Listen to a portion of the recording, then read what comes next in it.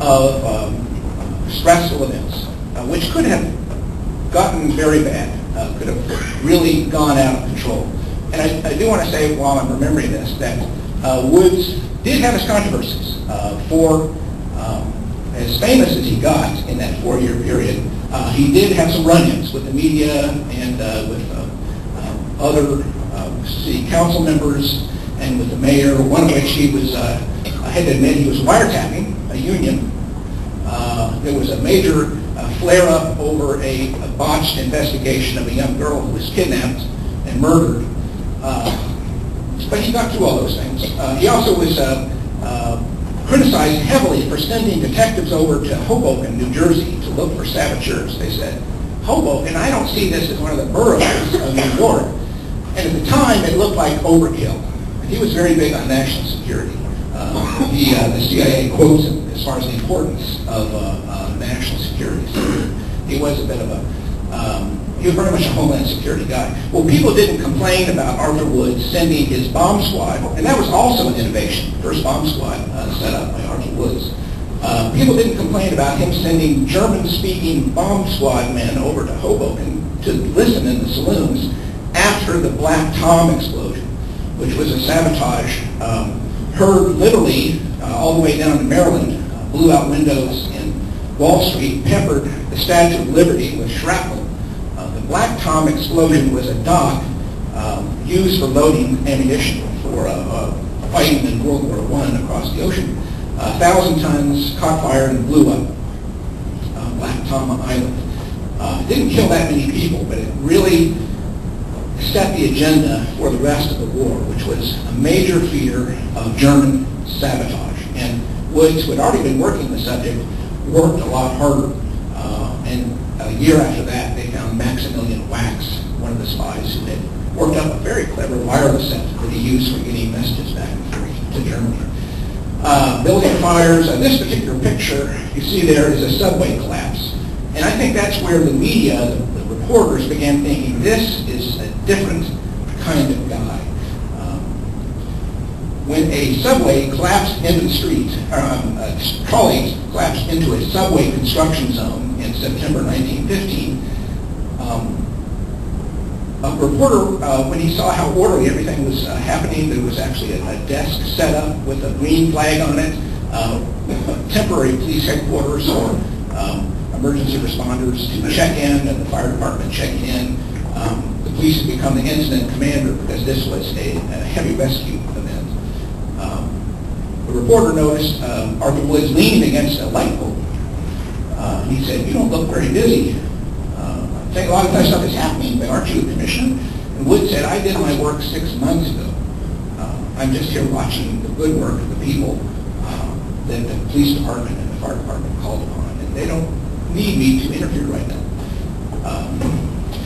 And the result was that people were pulled out officially, and panic was quelled. So, how did this all wind up? John Roy Mitchell, a bit of a hard person to deal with, he was defeated in November 1917. He was very much of a proponent of the war, and that wasn't popular with everybody. And he was just not a very friendly guy. Woods could have stayed another year, but without the support of the mayor, there was no point to it. Tammany Hall did come back in. And so Woods went off to serve in the U.S. Army and helped out with returning veterans after the war, and eventually went to work for the Rockefeller Foundation. Married a daughter of the J.P. Morgan family. So he did end up a fairly wealthy person at the end, although he wasn't really wealthy when he started with the New York Police Department. But I think when I look back, and I'll get to the lessons in a minute, about how he got his start and how quickly people realized this was a different bird, and why he was allowed to stay almost 3 years, was his first week in office. I mentioned how he went out on the streets that night. Another thing he did was surprise people about a riot that was expected at Union Square. This is April 1914. There had been ongoing riots every week on Saturday at Union Square. These were typically wobblies, industrial workers of the world, along with anarchists like Emma Goldman. And each of those riots was getting worse and worse. And one had happened just before Woods took office that involved thousands of policemen and rocks and bottles being thrown when the rioters left Union Square and were ready to head for Fifth Avenue and harass motorists and carriages as being tools of the rich. And Woods got this advice, and he followed up on it, which is, don't fight them. This is America, let them speak, but keep them in the square. And he took that advice to heart, and that's really where he began to turn the situation around. Didn't matter what the anarchists said. The police would just stand there in force and smile at them, would not react, wouldn't take their flags, the red flags, wouldn't break them over their heads, wouldn't beat them with billy clubs. They were just, as Wood said, this is a free country and they have the right to speak. And we will let them speak, but not charge off onto Fifth Avenue. And every time they began to move out of the square, the police were there in lines to meet them and keep them from leaving and causing riots elsewhere. And that was Max Schmidberger at the head of that column. And how quickly the situation turned around, that first event when Woods took office less than a week after he assumed command of the police department, a very peaceful demonstration commented on by the press. This is something different. And it became so successful, this approach, that 2 weeks after that first demonstration of a peaceful response, that one of the women called for police help after she had aroused an angry crowd so much by making anti-American declarations that she was in imminent danger of being torn to pieces. And she had asked for police help. And this was the same person that had been screaming about police brutality just 3 weeks before.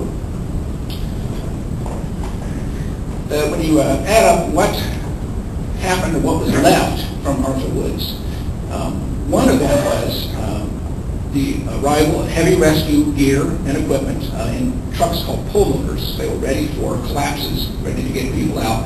And that's the specialty they carved out. The fire department continued to do the fire work, and we might call it light rescue, and the police department specialized in heavy rescue and extrication.